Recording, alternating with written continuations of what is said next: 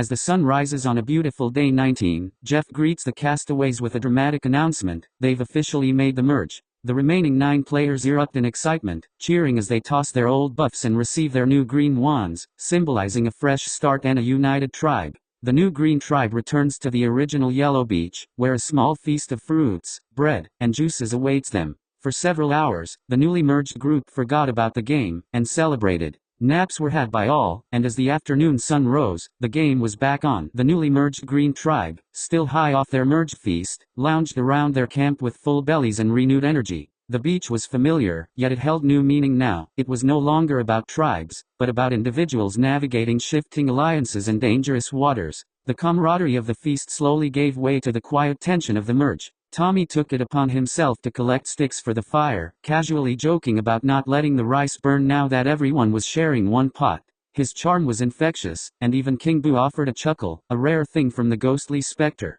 Velma, always observant, noticed who was working and who was watching. She clocked Jerry and Chica sitting together, whispering and giggling as they talked about their swapped tribes. Strange duo, but in Survivor, bonds like that could be dangerous. Meanwhile, Shego and him went on a water run together, but it was more than just a chore, it was strategy in motion. Him started the conversation excitedly: "Sister Shego, we made merge. Shall we formally add a couple more members to the sister squad?" Shego looked around to make sure no one was watching. "We can't let Velma run this," Shego whispered, glancing back at Cam. Him nodded, expression unreadable as Shego continued: "She's clever, but clever can be cut. I say we take in King Boo. He's ripe for chaos, as long as we can control it. And I kind of think Lois would work with us too. That could be our loose four." Him agreed, going off of what Shego was saying: "King Boo's got no one. If we can pull him, and whoever else, we should have a majority after a couple of votes. But, Sister Lois, are we sure we can trust her after being against us through the whole first swap?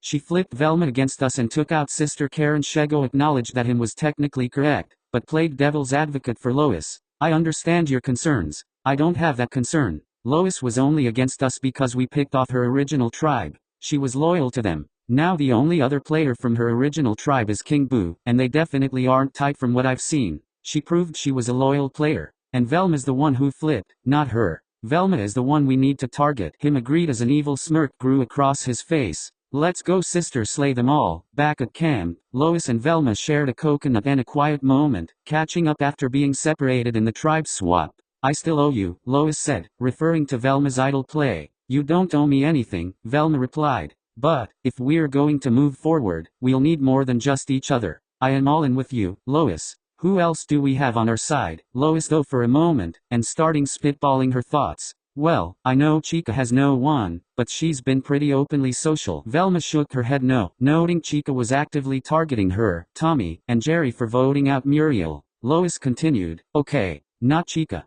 There's King Boo. He was on my original tribe, and doesn't have many allies." Velma shook her head no again. "I don't trust him to be loyal in the endgame. He's shady." Lois sighed and continued: "Okay, well, you're close with Jerry and Tommy, right? We could be a strong four and pull in someone else." Velma interjected that she didn't want to work with them anymore. Lois asked why, and Velma explained: "I was loyal to them in the same way I was to you. I stuck my neck out for them. I even lied for them. And then all day yesterday Tommy was mad at me about the challenge, called me out at tribal, and then Jerry defended him and threatened to vote me out if I flipped. Which, of course, I didn't. In fact, I kind of want to target them." Lois stared at Velma in disbelief. "So who does that leave as options?" "Shego, him, and Cosmo? You're not gonna like this, Velma, but I think our best bet is Shego and him." Velma didn't like it, but she knew she couldn't have everyone as enemies. To get anywhere further in the game, would she really have to grovel to the sister squad? The thought made her shudder. Chica, meanwhile, was deep in conversation with Jerry and Tommy near the well. She asked the boys why they had voted out Muriel when they were supposed to be in a tight alliance.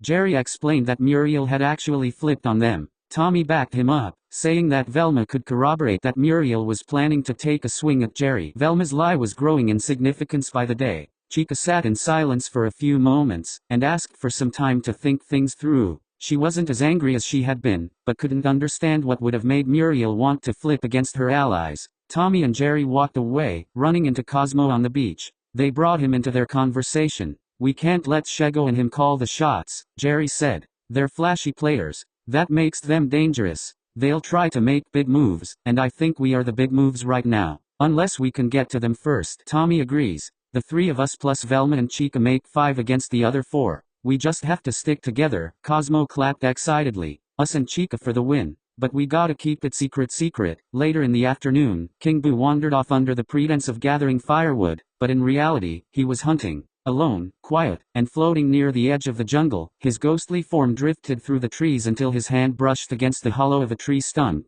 His translucent fingers pulled free a bundle, but his idol was in his bag at camp. What was this? Another hidden immunity idol. He smirked, stuffing it into the folds of his cloak. Now he had 2. No one suspected a thing, and the least connected player left arguably had the most power. By late afternoon, camp was abuzz with energy. Jerry was being courted by everyone. Velma approached him with her best pretend smile and a calm tone, making him feel heard. Tommy and Chica later joined them by the fire, talking about how far they'd come together. Jerry asked if the 4 of them plus Cosmo would be tight. Velma asked when Chica was added to the alliance, and Tommy blurted out, "For a long time. We were waiting to tell you. But look, Velma, we have 5. That's more than everyone else." Velma stood up and frowned hard. She was never informed Chica was in an alliance with them. She felt almost like she had been lied to. Chica asked Velma if everything was okay, stating that she looked pale all of a sudden. Velma replied, "Oh, I'm okay. I think the food from this morning hit my stomach badly. I'm gonna take a trip down to the shoreline for a bit of a breeze.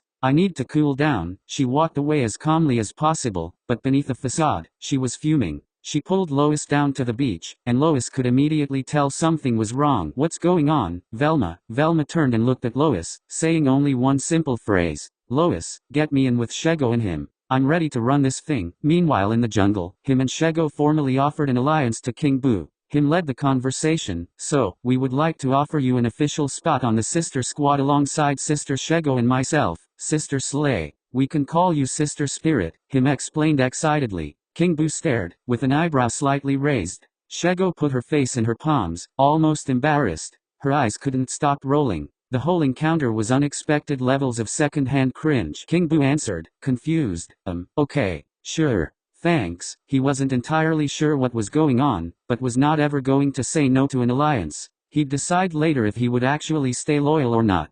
Him chirped enthusiastically, "Oh excellent. Together we will destroy everyone in our path, and design the best camp ever seen on Survivor. Sister Shego, aren't you excited?" Shego was growing more annoyed by the minute, but gritted her teeth to keep the peace. "So excited to have you aboard, Boo," Shego said softly and flatly. While she was grateful to have a loyal ally in him, the theatrics were draining her more and more by the day. The 3 collected some palm fronds and walked together back to camp. Jerry and Tommy quickly shifted their conversation topic when the trio entered, and glances of suspicion were exchanged. The night ended with laughter. Cosmo accidentally stepped into the water while trying to mimic a flamingo and had everyone, even Shego, in stitches. But beneath the laughs, strategies were brewing. And the game, now individual, was just beginning. That night as everyone was lying in the shelter, Lois whispered to Shego that they needed to talk tomorrow. Shego nodded, internally thrilled that she may have other players to rely on. But for now, what she needed the most was sleep. The final 9 slept peacefully through a calm night, well-fed and intrigued by what the game may throw at them next. The rain was light and intermittent as the merged Green tribe arrived at the challenge site on day 20. The air was thick with humidity, and the skies threatened more rain, but spirits were high. It was time for the first individual immunity challenge of the season. One player would secure safety, the rest were vulnerable. The looming threat of becoming the third juror added weight to every glance and shift in posture. Jeff greeted them with his signature smile and pointed toward the setup, a narrow balance beam, perched on a pivot, suspended just above the muddy ground. Each player would climb onto their beam, and over time, the beam would tilt in response to their weight and shifting balance. Once a player touched the ground or fell off, they were out. Last person standing would win the coveted individual immunity necklace. The players took their places, mentally and physically preparing for the challenge to start. As the challenge began, the tribe fell silent. Some rain came and went in soft spurts, adding slickness to the beams and upping the difficulty. Within the first few minutes, Cosmo began wobbling dramatically, arms flailing as he laughed, before tumbling off with a soft thud. Lois was the next to go, her footing slipping during a gust of wind. Jerry, nerves getting the better of him, tried to readjust and lost balance soon after. He realized his super spy reflexes were faltering due to lack of food and sleep. Down to 6. The next 30 minutes were a battle of endurance. Tommy and Velma stood steady, calm and methodical. Chica began to lean precariously, correcting herself once, then twice, but the third time proved too much, and she tumbled out with a frustrated groan. Him chuckled softly, teasing xoxo, "You look nervous, sister." Xoxo didn't flinch. "Watch me win," but him, ever the wild card, lost his footing during his taunt and fell with a sarcastic bow. 4 remained. King Boo was still eerily poised, motionless like a statue. But the beam wasn't kind to passive strategy, it tilted suddenly, and Boo couldn't correct fast enough. He dropped silently, almost mystically, into the mud. Down to 3, Velma, Tommy, and xoxo. The rain picked up, sweat and water mixed on their skin. Tommy looked focused, but his body was trembling. After another minute, his foot slid, and he toppled with a grunt. A showdown, Velma versus xoxo, 2 intellectual titans. xoxo, the fierce strategist, versus Velma, the observant tactician. xoxo tried to distract. "I'm ready to go all day. Are you?" "No safety net now. It's just us." Velma didn't reply, her gaze fixed on the horizon. Seconds stretched into minutes. Both began to wobble. Then xoxo shifted too far left, her foot slipped, and Velma remained standing. Jeff called the victory. Velma wins individual immunity. The tribe clapped, some genuinely, others hiding disappointment. Velma stepped off the beam, drenched and shaking but victorious, and Jeff placed the immunity necklace around her neck. Tonight, she would not be the third juror, but for the rest, the game was on. The sun hung low in the sky over the Green Tribe's camp as the castaways returned from the individual immunity challenge, their bodies slick with sweat and their minds already whirring with strategy. Velma, stoic but proud, clutched the immunity necklace around her neck like a shield, her first taste of individual safety. For everyone else, the potential target loomed. Despite the damp warmth of the tropical air, tension crackled among them like dry twigs beneath a fire. This was the first vote of the merge, another vote with jurors watching, and it meant everything. One misstep could send someone to the jury with nothing but regrets. Tommy and Jerry were the first to break from the group, disappearing behind the shelter. Chica joined them moments later. "It has to be him or xoxo, right?" Jerry whispered. "They're too dangerous in the endgame, and we need to take out physical threats before they win all the challenges." Tommy and Chica nodded, leaning in close as Jerry continued. "We just need 5, and I think we have it. Velma's got immunity. The 3 of us are tight, and obviously we have Velma. That makes 4. If we pull in Cosmo, we've got the numbers. But banking on Cosmo is always risky. We need to stay on him all afternoon. We all know he'll go wherever the wind blows." Chica and Tommy, again, nodded in agreement as Jerry set the plan. Tommy was happy to be in a firm alliance, and Chica, while still not over Muriel's elimination, knew she would be better off sticking with Jerry and Tommy over the others. Elsewhere, xoxo was pacing, sharp eyes darting toward every whisper, every glance. She finally cornered King Boo near the fire pit. "I'm getting worried," she said lowly. "People are scrambling. If we don't lock something down, we're toast." 3 isn't enough. Boo remained unreadable as always, giving her only a nod. Him was too busy working on braiding palm fronds to notice xoxo's growing concern. She stopped pacing and called him and King Boo into action. "We have to get organized, guys. We can't just sit and let the game unfold around us." Boo and him reluctantly stopped what they were doing, and followed xoxo out of camp to talk to other players. In the jungle, xoxo, him, and Boo pitched their case to Lois, asking her to join their alliance. Him added the extra flair, ensuring Lois could even get a sister nickname like the rest of them.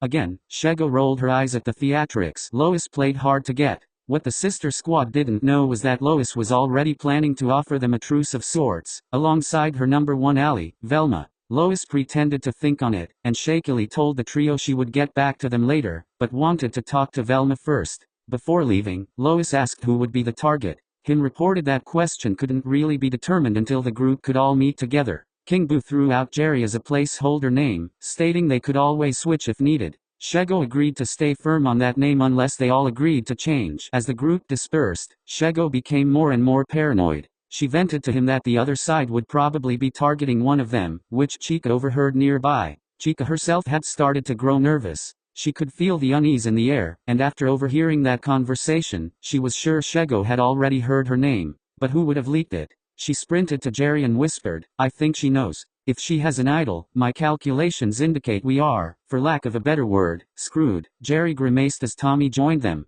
That thought hadn't occurred to him. The group brought their concern to Velma, who was lounging near the waterline with Lois, the two of them laughing softly. It had been a long time since Lois had felt this relaxed, and Velma's dry humor had a way of cutting through the tension like a blade. Their bond had deepened since the tribe swap, and Velma's trust in Lois solidified the two as close allies. Velma stood when she saw Tommy approach. "We're still voting, Shego?" she asked. Tommy nodded. Jerry explained, "Unless someone gets spooked. But we have to think about if they have an idol." Lois listened without saying a word. She wasn't expecting this conversation to play out in front of her. She wasn't even in their alliance. Velma replied, "Well, if they have an idol, there's not much we can do. If that happens, we're toast. Lois is going to vote with us, so maybe one of us should throw a vote just in case. Or maybe we can get Cosmo to throw a vote." "Where is Cosmo, anyway?" Chica scanned the area before reporting. "He's been climbing trees and imitating monkey calls all afternoon, it seems." The group sighed. With Lois on board, they had a firm 5. But Cosmo was supposed to be with them. With him being so hard to control, would it be better to take out that wild card now? Velma and Lois smiled as Chica, Tommy, and Jerry walked away. Once they were out of earshot, Velma's smile quickly faded. She started complaining to Lois, "I can't believe they're pretending everything is normal. Between Tommy throwing me under the bus, Jerry threatening me, and Chica being added to the alliance without even consulting me. Lois, I just really don't know if I can trust them. It doesn't make any hey him." She was interrupted by him approaching them. Him spoke eloquently and sweetly. "Hello beautiful ladies. I, on behalf of the sister squad, just have a question for you. You both look stunning by the way." Velma, loving the glasses. "And Lois, the sand seems to really be exfoliating you. The skin is skinning." Velma and Lois looked at each other uneasily. Velma wasn't interested in her conversation being interrupted, but knew it was a conversation she at least had to play along with. Lois spoke first. "What do you need, Him?" "We were kind of in the middle of something." Him did his best to maintain his wide smile, although internally he was angry they were clearly uninterested in Strachat. He collected himself for a moment, and made his offer. "Listen, I know you ladies are a bit on the outs, and no shade, but it seems like a lot of players around here may not be the biggest fans of you. But Shego, King Boo, and myself are willing to let bygones be bygones and offer the two of you spots on the sister squad. I already have nicknames picked out for you. Lois, you will be Sister Stay-at-Home Mom, and Velma will be reinstated to her original sister status as Sister Solver. Get it? Because she solves mysteries. And Lois is a stay-at-home mom. And I mean we, love that about you both. So, what do you say, girlies?" Velma simply blinked and stood up, saying, "I need to refill my water bottle." She walked away mid-conversation. Reconciling with old allies was harder than she thought. She just needed some time to think, and really wanted to talk to Lois one-on-one without being interrupted. Lois affirmed to him that they were of course going to vote with them, and would be happy to come on board as sisters. She quickly lied that Velma wasn't feeling well, and that was probably why she ran off.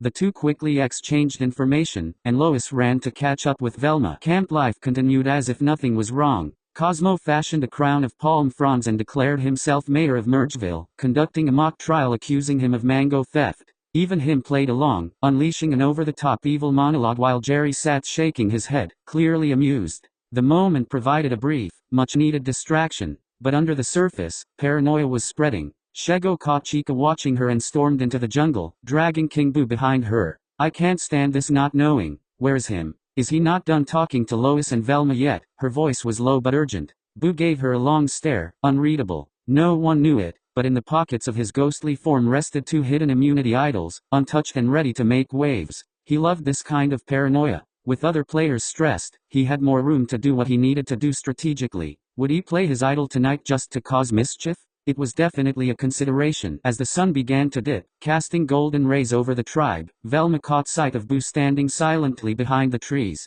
She narrowed her eyes. "He's too quiet," she muttered to Lois. "He's plotting something. I don't want to deal with that right now." Lois, still favoring the leg she scraped earlier, shrugged. "Everyone's hiding something, but it's better to be on the side that's doing the hiding, right?" Velma shrugged. "I don't know, Lois. We just need to pick a side, and run it. Sorry I'm changing my mind every 10 minutes. Just tell me what to do at Tribal, and we'll make it happen." Jerry emerged from the shelter and gave Velma a small nod. "Votes are locked," she replied quickly, "as long as no one flips," trying to ignore the cold dread in her gut. That dread was shared by Chica, who pulled Tommy aside one last time before they left for Tribal. "It's me. I can feel it. Players have been avoiding me all day," Tommy tried to reassure her, but how does one argue against robotic analysis? Tommy hadn't heard her name, but he supposed anything could happen when it was time to vote. Right before the sun set, Jerry approached Cosmo one last time to affirm he was in on the plan. Cosmo nodded, saying he's been ready all day.